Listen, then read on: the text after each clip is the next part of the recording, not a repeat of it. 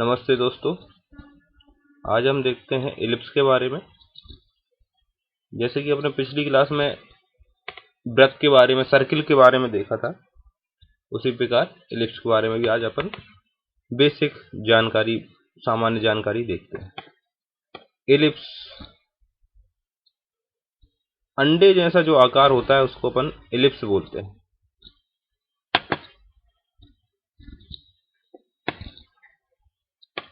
जैसा कि अपन को मालूम है, सर्किल में डायामीटर होते हैं, ऐसे ही इलिप्स में एक्सिस होती हैं। जैसे डायामीटर वैसे ही इसमें एक्सिस होती हैं। ये मान लीजिए इसका सेंटर है,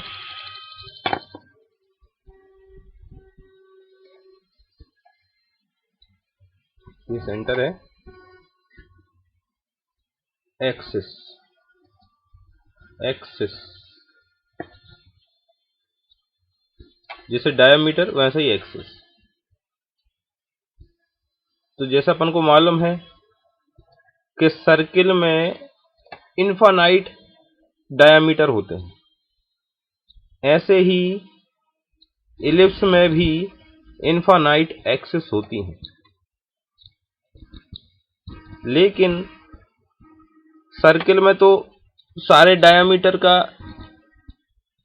डायमेंशन बराबर होता है, लेकिन इलिप्स में सभी एक्सिस बराबर नहीं होती। जैसा कि आप देख रहे हैं, इसमें एक एक्सिस जिसको मैं नाम दे रहा हूं ए बी, ये इसका डायमेंशन जो है सबसे लंबा होता है, सबसे बड़ी होती है। ये इसको अपन बोलते हैं मेजर एक्सिस, इसको अपन बोलते हैं मेजर एक्सिस। और एक एक्सिस होती है जो कि सबसे छोटी एक्सिस होती है, जिसको मैं नाम दे रहा हूं सी डी। इसको बोलते हैं माइनर एक्सिस, क्योंकि ये सबसे छोटी है। और जो इसका केंद्र होता है, सेंटर होता है, उसको अपन बोलते हैं ओ। ठीक है। इसके अलावा इसमें बहुत सारी इनफाइनाइट एक्सिस होती हैं, बहुत सारी एक्सिस होती हैं। उन सभी एक्सिस को अपन बोलते हैं कॉन्जुगेटेड एक्सिस।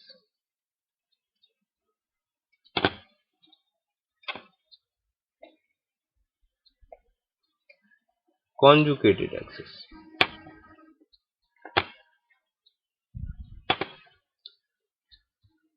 इसमें दो फोकस होते हैं, इलिप्स में दो फोकस होते हैं, जिनको अपन नाम देते हैं F1 और F2।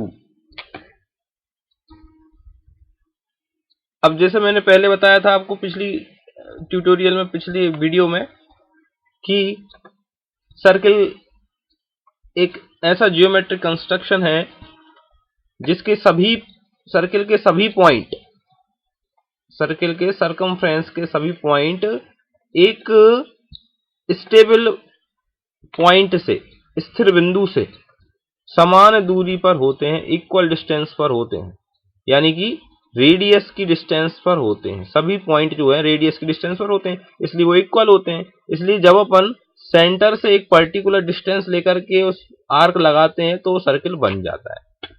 उसी प्रकार अगर अपन इसका फिनोमिना देखते हैं, इस इलिप्स को देखते हैं, तो अपन को पता चलता है कि दो, यानी कि F1 और F2 जो पॉइंट है वो स्थिर पॉइंट है, स्टेबल पॉइंट है, अनमूवेबल पॉइंट है।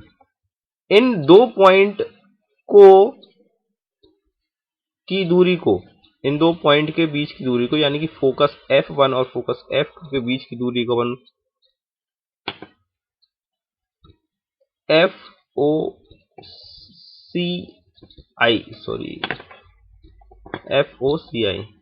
फोसी बोलते हैं। जब कोई पॉइंट, मान लीजिए ये कोई पॉइंट है, यहां पे इसका नाम मैं दे रहा हूं P, तो पॉइंट P की जो F1 से डिस्टेंस है और पॉइंट P की जो F2 से डिस्टेंस है, यानी कि P F1 plus P F2, समझ रहे? P से लेकर के F की दूरी, F1 की दूरी और P से लेकर के F2 की दूरी हमेशा इक्वल होती है AB के। फॉर एग्जाम्पल मान लीजिए ये दूरी, अपना जो मेजर एक्सिस है वो 10 सेंटीमीटर है, 10 सेंटीमीटर।